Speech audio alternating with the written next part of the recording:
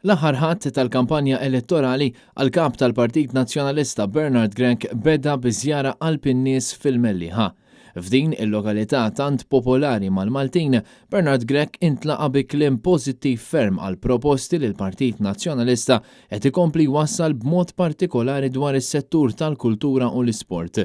Dan ħareġ biċ-ċar l-aktar meta Bernard Grenk żar diversi każini tal-banda fil-Melliħa kif ukoll l-Sports Club tal-istess lokalità.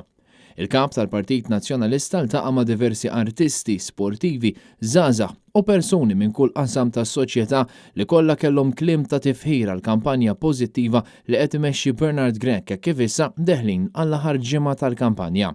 Matul din iż-żjara, il-kap tal-Partit Nazzjonalista kellu l-opportunità jiltaqa' u japprezza l-ħidma ta' diversi għaqdiet volontarji fejn issemmew il-proposti varji li l-Partit Nazzjonalista għandu għal dan is-settur. Jakkumpanjaw lil Bernard Grenk fil-Melliħa kien hemm Anne-Marie Grenk u diversi kandidati tal-Partit Nazzjonalista fuq it-12 distrett.